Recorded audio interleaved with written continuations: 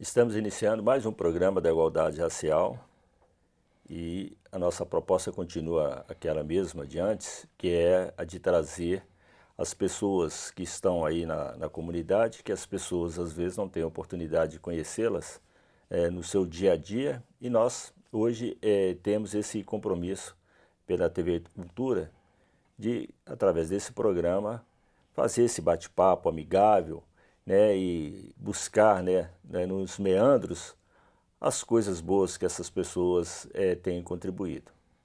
E hoje a gente recebe no nosso estúdio o José Carlos Gomes, mais conhecido popularmente por Cacaio, e ele tem uma passada, né, muito interessante, né, na comunidade de Itabira, e ele vai contar para a gente, né, como que foi esse desenrolar, né, do seu envolvimento religioso, passando pelo carnaval, enfim, né, o Cacaio é uma pessoa da nossa comunidade e ele tem um pouco, né, para dividir conosco, e a gente tem o prazer de receber aqui o Zé Carlos Gomes.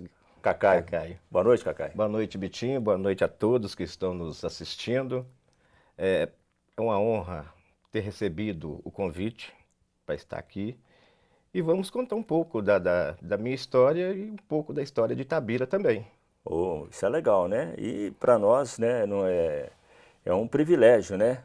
Pelo contrário, né? A gente trazer para o estúdio as pessoas que estão contribuindo, né, com o desenvolvimento, seja econômico, seja social, turístico de Itabira, é o que nós, aqui, do nosso estúdio aqui, estamos propondo para você que está aí nos prestigiando, né? E a gente agradece, inclusive, essas pessoas que têm compartilhado conosco, né, esse tempo aqui, que é precioso e muito frutífero, né, porque a gente traz informações. Sim. Cacaio, conta pra gente aí como é que se deu aí esse envolvimento seu com a comunidade de Itabira. Bom, o meu envolvimento com a comunidade, ele vem desde pequeno, desde novinho eu já tinha esse dom de estar envolvido em atividades. Antigamente a gente fazia os times de pelada no campinho de terra e eu era o líder daquela turma. Era comum naquela época. Era comum, e nas outras brincadeiras também. Então eu fui crescendo dentro desse contexto. Isso, você mora hoje no bairro Campestre, mas você é do Alto Pereira. Do Alto Pereira ali. Então, daquela região. Eu tive um envolvimento muito grande com o Alto Pereira, a Vila Amélia, o Areião, Sim. ali o Pará. Então a metade da minha vida foi ali no Alto Pereira. E depois dos 23 anos, eu casei e fui para Campestre, onde vivo até hoje. Sim. E aí, então bom, aí dá pra gente dividir, né? Como é que foi lá no Pará, Pará, Alto Pereira, né? Todas essas localidades que você citou, e como é que foi depois, lá em cima, né? Que a gente chama do Alto Coluna, né? Da colina, né? O Campestre, Bela Vista, Cidade Alta, né? Como é que foi isso? Dá para você fazer uma distinção aí pra gente aí? O que você fez nesses bairros, assim, separadamente? Sim, com certeza. A minha história de vida no Alto Pereira é uma história assim de criança e adolescente. Então a gente não tinha assim compromisso com nada, era estudar e chegar em casa brincar. Eu fui criado dentro de uma família muito rígida. O meu pai e minha mãe sempre tradicionais. Eles sempre nos criaram assim dentro de uma rigidez muito grande, sem a agressão, mas trilhando a gente no caminho do bem. E no Alto Pereira foi onde que eu criei as minhas amizades de infância. Nós tínhamos muita liberdade para brincar, para correr, para fazer amizade, e foi assim. Ia lá para o Bicão da Água Santa, tinha 105, que era um lugar que a gente gostava muito de ir. De brincar, De né? brincar, tinha várias lagoas sujas de barro, mas a gente não estava nem aí. Sim. Entrava para dentro daquela água lá e graças a Deus nunca pegamos uma doença. essas doenças que tem hoje. Naquela época eu acho que não tinham. Inclusive tinha o Bicão lá O da Bicão. Cesita, né? Que também foi famoso, depois o Bicão lá da Chacrinha, né? Sim, sim. O que mais tínhamos naquela época era água em abundância, muita água. É, cada lugar que a gente ia, a gente tinha um poço para poder nadar, tinha um poço para pegar peixinhos, tinha tudo, as lavadeiras. Eu lembro de mãe e as outras mulheres lá do Alto Pereira lavando a roupa lá no Bicão, na Sim, rodoviária. Então eu vivi isso tudo lá no Alto Pereira. E já no campestre, eu já fui para o campestre na minha fase adulta. sim. Já era pai de família e as responsabilidades eram muito grandes. Eu já trabalhava, tá? Você, então, casado, né? Casado Isso, com com Vera Lúcia, Vera Lúcia. Você tem filha quantos do. filhos? Tem três. Três Filha filhos. do falecido seu Ludovico, meu sogro, e Dona Figena, pessoas que Sim. eu admiro demais e que me ajudaram muito nessa fase de transição minha, de solteiro para casado. Eu agradeço demais a eles. E já lá no campestre, assim, o meu envolvimento já foi maior com as causas comunitárias. Uma coisa mais séria e mais contundente. É tanto que você lembra que eu sempre participei com você dos movimentos Sim, culturais, sociais, tanto na parte do movimento negro, como também sim, os carnavais que nós fizemos, até mesmo os shows que você fazia, eu sempre estava perto ali, ajudando de uma forma ou de outra. sim. E eu fui trabalhando, fui me profissionalizando. E hoje, graças a Deus, eu posso dizer que eu tenho uma vida assim tranquila, não uma vida de posses. Eu tenho o suficiente para viver tranquilo. E tudo isso graças a tudo que eu plantei. Tem passagens que vale a pena a gente relembrar. Carnaval nós temos na Vila Amélia a Dona Dulce. Sim. No Campestre, O a São Zé Cantos, né? Diniz, A o sociedade, né? Lulu. Recreativa, Uhum, né? Então isso. acho que você deve, né? Tem algumas lembranças assim que vale a pena você destacar? Tem sim. Conta aí então, mas, né? No Aproveita Alto aí, Pereira, né? por exemplo, Solta, né? no- Se solta aí, né? Porque as pessoas querem com ouvir, certeza, né? com certeza. No Alto Pereira, por exemplo, eu desde novinho participava dos ensaios da Escola Unidos de Itabira com a Dona Dulce. Na medida que eu fui crescendo, eu fui passando a envolver mais no carnaval, não só como desfilando, mas também ajudando na coordenação, buscando os recursos, em tudo. Inclusive, várias e vários anos eu ajudei a montar os carros alegóricos, Sim. a soldar os carros alegóricos e pôr o carnaval dela na rua. Inclusive, assim, né, a sua profissão, né, hoje, né, de mecânico, lanterneiro, acho que isso contribuiu, né, Sim, sim, para as estruturas, né, porque nós tivemos bons carnavais aí com aqueles carros alegóricos que exigiam, né, sim, conhecimento, né, conhecimento uma tecnologia, e né, técnica aí era um carnaval muito disputado, então disputado. acho que você foi muito importante, né, nessa montagem aí dos carros alegóricos, inclusive, né? Com certeza, Bitinho, com certeza. E também tinha aquela parte como a Dona Dulce, os recursos eram poucos, a gente tinha necessidade de a gente buscar condições para que ela, durante o período de carnaval, ela desse o sustento para aquelas pessoas que ficavam no Sim, barracão. Então a gente saía, pedia alimentos, fazia cestas, e graças a Deus, com muito sucesso, porque o Carnaval de Dona Dulce e a pessoa de Dona Dulce sempre foi muito respeitada aqui em Itabira. Tinha também aquelas outras escolas que eu cheguei assim a participar, não dentro das próprias escolas, igual a Flor de Lis, a Belinha, sim. do Zé Eustáquio, a Unidos de Itabira mesmo, a 9 de Outubro. Então eu estava sempre envolvido, Sim, você não criou um vínculo, não, né? mas estava sempre envolvido, ia lá, assistia os desfiles, dava um palpite. E o que mais, assim, para mim, na minha vida, que eu achei mais interessante e me contagiou muito, me marcou muito, foi quando nós criamos a Liga do Carnaval, Sim, na qual você era o presidente.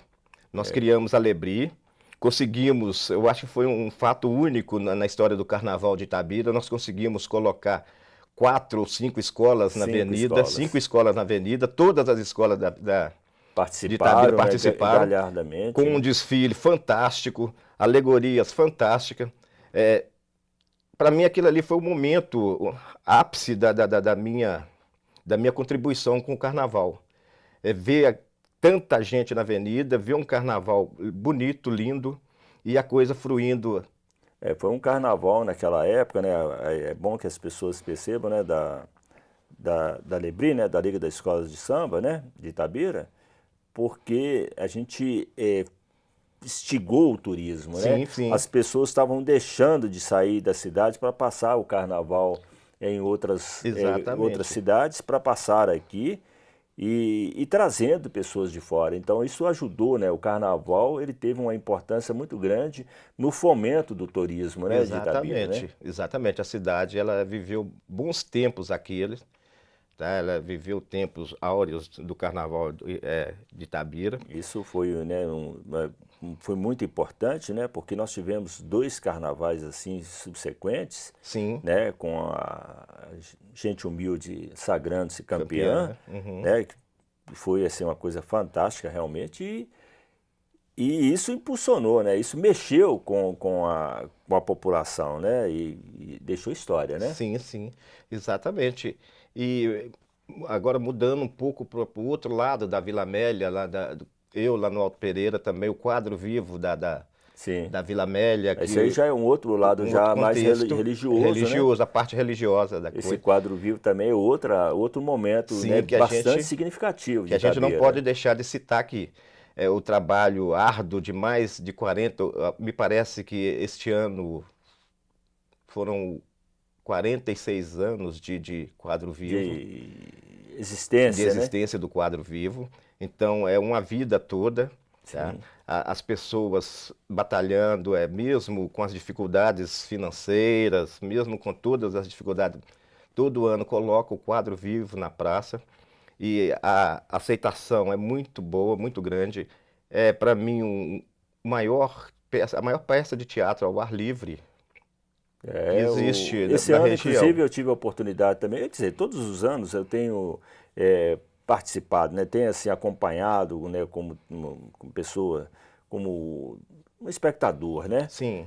Nunca tive um envolvimento direto, mas eu sempre vi com bons olhos, né, o quadro vivo e penso, né, inclusive você lembra que teve uma das vezes que eu gostaria queria ter levado, né, esse quadro vivo para o Parque da Água Santa, sim, e eu espero, inclusive, né, porque ali acho que nós temos, né, se você olhar a Idade Média, né, aquelas grandes arenas, ali acho que tem um cenário, todo o cenário para lá de apropriado para que a gente faça ali, né, esse quadro vivo. Quando você me passou essa ideia, eu levei essa ideia para a diretoria do quadro vivo, tá?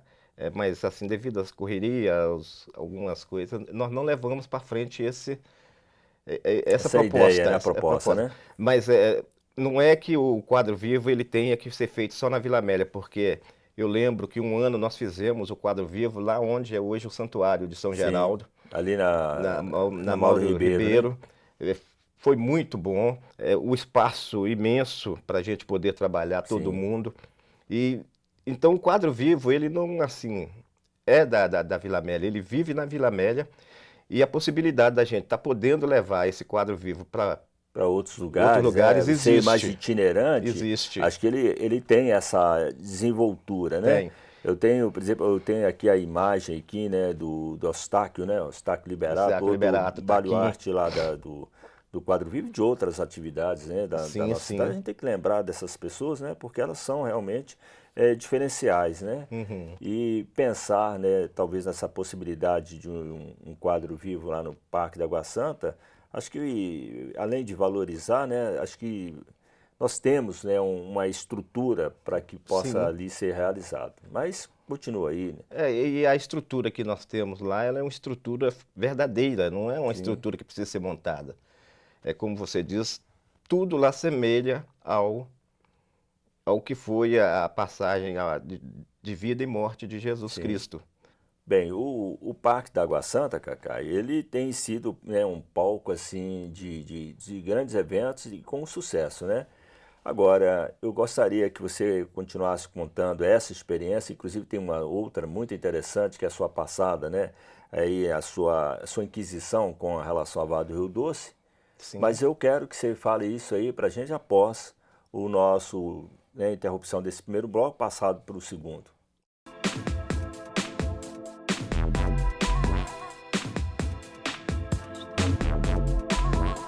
Todos os dias, meninas e meninos são vítimas de muitas formas de violência. E o pior é que muita gente finge não ver nem ouvir e silencia. Não desvie o olhar. Fique atento. Denuncie. Proteja.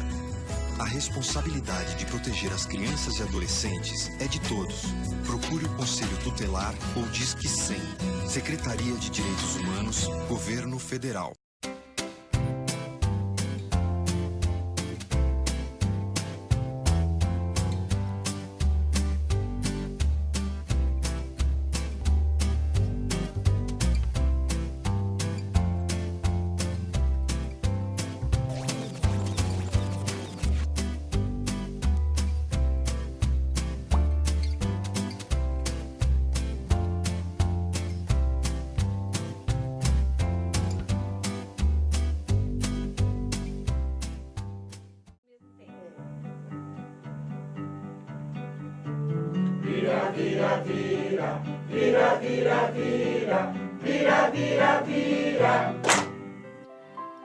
O combate à dengue está em suas mãos. O mosquito não para e o trabalho de prevenção também não.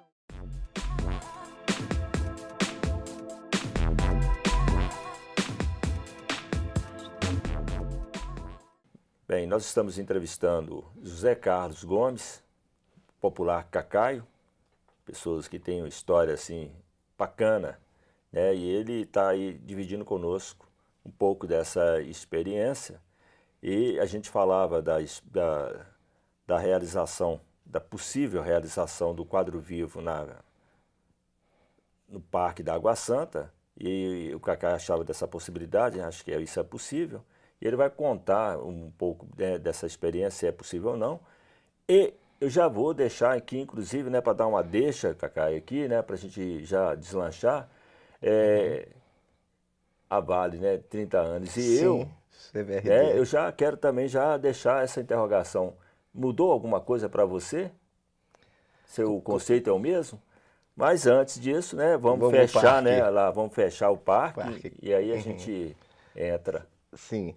Com relação ao quadro vivo no Parque da Água Santa, é uma conversa que nós vamos passar a ter de novo com a diretoria do quadro vivo, com a Sonzinha, com a Piedade, o pessoal todo que faz parte É daquela a cúpula, né, do quadro, né? E vamos ver a viabilidade disso. Eu tenho certeza, eu tenho quase certeza que sim, existe a possibilidade de ser feito lá sim, e Uma com grande mobilização, né? sucesso, e com grande sucesso. Porque ali nós vamos estar na entrada da cidade, onde todas as pessoas que chegam a Circula, né? Itabira passam por ali. E seria alguma coisa bem Bem interessante, né? interessante. Uhum. Tá, tem vários fatores aí. Exatamente. Então, assim, é um assunto que a gente vai retomar mais para frente, né? Convidar a diretoria lá do Quadro Vivo para vir fazer parte desse programa nosso aqui, que está ganhando aí, né, uma aceitação, Sim. e a gente fala sobre isso. Mas, bom, vá, então, voltando às suas experiências, né? Essa que ficou marcante, essa frase, né? Sim. A gente não poderia deixar onde que eu vou, por onde eu passo, depois de 30 anos daquela frase, ela ainda está viva. O nome da frase? CVRD, meu pai 30 anos e eu. Você acha que mudou alguma coisa? Qual que é o seu conceito? Mudou. Ou mantém? Mudou sim, mudou tanto para mim, que eu cresci muito como pessoa, aquela frase ela teve uma transformação muito grande na minha vida, tanto pessoal quanto profissional, também das questões familiares, Sim. as questões da comunidade, que a partir do momento que conheceu o autor daquela frase, a comunidade passou a respeitar o Cacaio. Tá? Mas isso era importante para você? A dimensão da coisa, eu tinha 21 anos na época, e então eu era um jovem ainda, com o ideal de Ideais, né? trabalhar na Vale, de seguir o caminho que meu pai seguiu, que era uma tradição naquela época. Hoje você trabalha na Vale? Não, hoje não. Depois daquilo, hoje eu já passei por várias empresas, já tive a minha oficina. Hoje eu estou na Câmara como assessor do Paulo Soares e estou tocando minha vida. Mas voltando lá atrás, tanto eu, que fui o criador da frase, o articulador de todo aquele Todo esquema, movimento, todo né? movimento, foi uma coisa assim, muito bem arquitetada, muito bem programada. Eu gastei. Deixa eu falar sobre o começo, o motivo Sim. da frase. Tudo começou quando meu pai estava para aposentar. E aquela questão, eu era muito insistente e fui forçando ele a me colocar na Vale. E Era nós o sonho, conseguimos, né? E ele conseguiu uma entrevista para mim lá com o engenheiro da época, que era o Rigoto, e a Vale estava surgindo no Carajás. Então a demanda de pessoas saindo daqui de Itabira para ir para Carajás era muito grande. E nessa conversa com o engenheiro, ele, talvez tenha sido o motivo de tudo ter acontecido, é que ele me garantiu que com 20 dias eu estaria viajando, eu estaria indo embora para Carajás. E aquilo ali criou assim, uma expectativa, uma alegria muito grande de mim. E eu fiquei com aquele, tirei os documentos que precisava e Ficou falei com o aguardando. pessoal, olha, eu estou indo embora, tá? Eu estou indo embora. Uma satisfação, É né? muito grande, a gente não consegue conter uma emoção dessa. Eu estou indo embora tal dia, tal assim, pronto. Na época eu já trabalhava na Auto Castro, eu já era soldador de usinagem, já era um bom soldador. E só que o tempo foi passando, os 20 dias passaram, passou 1 mês, 2 meses, 3 meses, 5 meses, E nada. um ano, e nada. E um dia deitado lá na cama, lá sem nada para fazer, veio essa frase na minha cabeça. E eu guardei aquilo, eu guardei comigo. Eu tirei férias na Auto Castro e comprei, assim, o dinheiro das minhas férias ficou todo em cal e spray. Balde, Então esse você negócio todo. premeditou, né? Foi premeditado.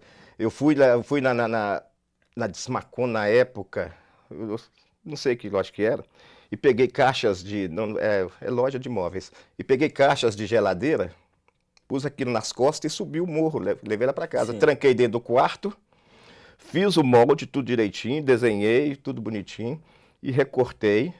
A gente não tinha a tecnologia que tinha hoje, era Sim, tudo na mão, né? e na régua. Cortei, fiz os moldes, deixei tudo guardadinho.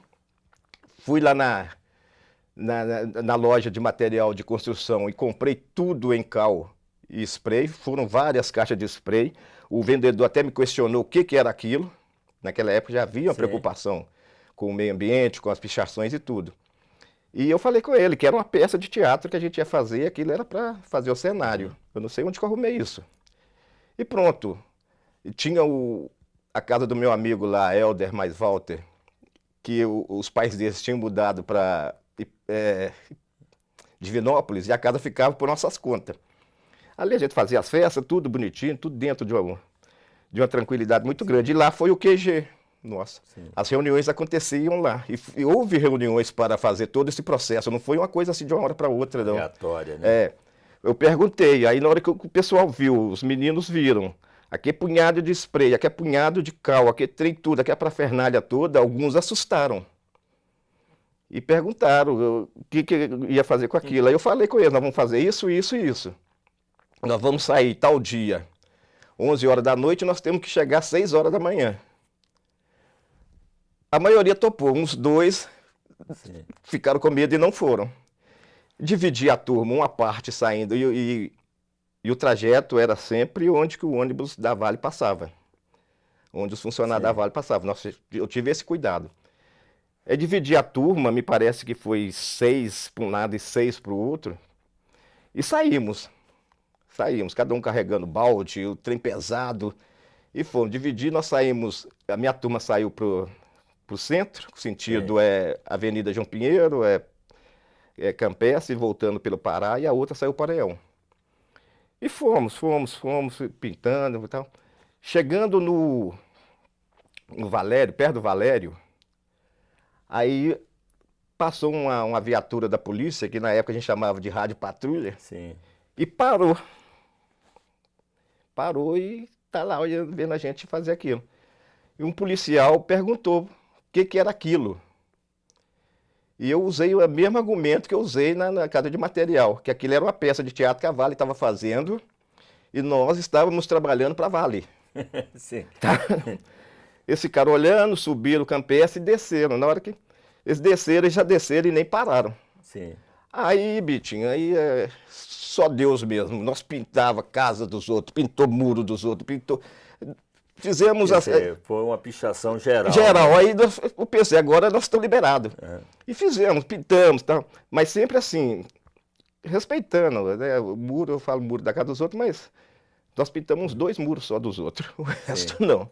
E saímos, descemos no Pará, fizemos a pichação de Pará e concentramos de novo no Alto Pereira, exatamente a hora que eu falei, que tinha que estar todo mundo lá, 6 horas da manhã. Chegamos todo mundo cansado, sujo, com a mão cheia de spray e tal. E aí o que eu fiz? Eu falei, vamos pintar esse portão aqui, que é o portão que eu vou chegar lá, dá sobre o livro, a capa do livro. Pintamos ali, que foi o meu erro, porque o meu pai ele já estava desconfiando de alguma coisa. E na hora que ele acordou, na hora que ele saiu do portão, ele viu aquele trem lá imenso, aquela pichação imensa com o emblema da Vale. E como eu dormia de frente para o sofá, na hora que eu saí, que eu acordei, naquele entusiasmo todo, que eu saí do quarto, rapaz, quem estava sentado em frente à porta do meu quarto? Sim. Meu pai. Aí foi, se mãe não entra por meio, nossa, se mãe não entra por meio, eu acho que eu ia tomar uma surra de couro que eu nunca tomei na minha vida. E ele falou, e eu escutando, não conformou com a coisa, e achou que aquilo ia gravar, porque são pessoas bem sistemáticas, né? Sim. Bem sistemáticas, achou que aquilo ia gravar em alguma coisa. Só que o tempo foi passando, e ele, nas conversas dele com os amigos deles aposentados, ele foi sentindo o teor da coisa. A sua revolta, a sua insatisfação. Talvez não revolta, mas a sua insatisfação. Exatamente. E nas conversas com os próprios colegas, eles foram vendo que a aceitação foi muito boa. E até as pessoas entenderem o que era aquilo, demorou um tempo. Tá? Na época, muita gente virou para mim e falou que eu nem meus filhos entravam na Vale, eu nem era casado, nem tinha filho. Eu toquei meu barco, continuei levando minha vida. E acabou que você realmente não voltou, né? Não. Não teve a oportunidade de trabalhar na não Vale, tive, né? até então no ano de 2000. Porque eu fui para dentro da Vale, eu fiz teste no empreiteiro e fui. Sim. Entrei. Eu passei por todas as etapas de seleção, até o crachá. O que me preocupava muito era o crachá. Na hora que batesse lá José Carlos Gomes, a Vale... Com o autor, né? o autor, a Vale fala, não, esse não. Isso teve algum impacto para a empresa? Teve que ela teve que rever vários conceitos. Na verdade, a princípio, ela pensou que fosse uma manifestação do sindicato. Sim. Tá? E até, a princípio, ela achou isso até chegar em mim. Quando chegou em mim, eu tive até uma reunião com as pessoas no antigo escritório da Areião e fui até muito bem tratado, porque eles viram que não era aquilo que eles pensavam. Eles achavam que tinha uma estrutura muito grande. Não tinha aquela finalidade que eles achavam. da crítica, né, contundente, né, mas uma manifestação. Uma manifestação de direito. Sim. De direito. Aí conversaram comigo, voltando lá, conversaram comigo, as coisas ficaram assim resolvidas em termos, houve assim um tom até meio áspero de conversa, mas graças a Deus eu fui para o meu canto, a Vale ficou na dela e tal. E em 2000 eu fui para a área da Vale, trabalhar na empreiteira. Muita gente assustou quando me viu lá dentro, que achava que eu nunca mais entraria lá dentro, e fui. E nessa época, na turma que eu trabalhava, foram selecionadas 5 pessoas para entrar na Vale. E o meu nome estava entre os 5. Então, na realidade, né, só para a gente ter noção, né, foi benéfico, porque ajudou a empresa a repensar valores. Sim, sim. E ajudou também, né, a ter um outro olhar também, Sim. né, das duas partes, né, você pelo lado da comunidade e a empresa que também soube compreender aquele momento de preenchimento, né, da sua expectativa, da sua ansiedade com relação àquilo que você tinha como sonho, né? Com certeza. Aí na época já não era mais interesse meu trabalhar na Vale, apesar de eu estar trabalhando lá na empresa, mas já não era meu. Quer dizer, essas O coisas meu já tinham foco já era, sido- o já meu tinha foco sido já era superado, outros, né? o meu foco já era outro, a minha atividade já era outra. Eu não me sentia mais assim com condições de ficar preso, de entrar numa empresa e ficar preso 4, 5, 20 anos Sim, lá ao dentro. regimento É o interno regimento. dela. Então eu pensei bem e falei, não, eu vou continuar com a minha vida que eu programei. Sim. E não fui, graças a Deus, eu continuei minha vida. Hoje, graças a Deus, estou bem. E aconteceu isso para aquelas pessoas que achavam que eu seria martirizado, seria Seria penalizado, né? penalizado e tudo. E graças a Deus, hoje a minha menina Camila, ela já teve 3 empreiteiras lá dentro da Vale, tá? Trabalhando lá. Ela já tem uma experiência muito grande na área. E dando sequência na minha vida. E aquela frase, ela serve até hoje de referência para alguma coisa. É tanto que nos jornais da época, quando a Vale estava para ser privatizada, era o Ricardo Dekesch o superintendente. Sim. Eu estava com a oficina no Alto Pereira, o Ricardo Dekesch pediu ao Humberto, fotógrafo, e o Carlos Cruz, do Cometa, Sim. que me procurasse e fizesse uma entrevista comigo para ver como que eu estava naquela época. Nós fizemos uma entrevista bacana, eu expliquei os motivos, tudo. E ela fez um suplemento especial, onde ela colocou a possibilidade da Vale, a situação da Vale privatizada e estatal. Ela colocou o quanto ainda poderia ser extraído de minério, quantos anos. E por Ela aí fez foi. uma radiografia, né? Foi. E sempre usando eu como referência daquilo. Assim, o que ela fez? Ela pegou o Cacaio, jogou dentro de um jornal e mostrando a situação dele, mostrando as condições dele e para que todo mundo pudesse ver que a vida continua. Nós já estamos chegando no final do programa, Cacá. Eu queria que você aproveitasse esse momento final aí, né, já de onde você vai poder, né, fazer suas considerações, dizer, né, fechando aí, né, com a expectativa que você tem, né, que todo esse envolvimento, toda essa mobilização parece que vai se transformar em livro. E eu Sim. queria que você fechasse, né, com essa expectativa. Com certeza. Na verdade é isso mesmo. Eu não parei, a frase não deixou eu parar. E de estímulo, né? Ela veio. Eu comecei a escrever sobre a frase, porque até mesmo para as pessoas entenderem o motivo. E nesse meio tempo, eu fui conversando com os aposentados. Eu resolvi, ia ser uma revista de 50 páginas, uma coisa pequena. Aí eu resolvi pegar, eu achei interessante a história dos aposentados. E fui pegando as histórias, conversando com os aposentados, gravando os depoimentos deles. Hoje eu tenho mais ou menos uns 40 depoimentos Sim. de aposentados. São histórias lindas, histórias emocionantes. Conversando com os aposentados, vários deles choraram. Sim. Em certas passagens que estavam contando para mim da vida deles, choraram. Isso eu senti, não foi um nem dois, foram vários. E o livro é um projeto grandioso que eu espero ano que vem estar lançando ele. A história se divide em 3. Divide a história dos nossos pais, a história nossa e a história dos filhos da gente. Estão aí já, né, alguns já até já numa exatamente. fase já de produção. Exatamente. É isso? Então é isso o contexto geral do livro que eu estou escrevendo. E aí eu quero que você venha, né, depois contar essa história para a gente. Com certeza. Eu agradeço, né, o nosso público, né, aí, que está lá do outro lado, nosso telespectador, esse compartilhamento, né, de mais esse programa que a gente acaba de realizar. Agradecer você, Cacá, pela sua brilhante participação aqui e dizer que a gente está de volta na semana que vem, na segunda-feira, com outro entrevistado.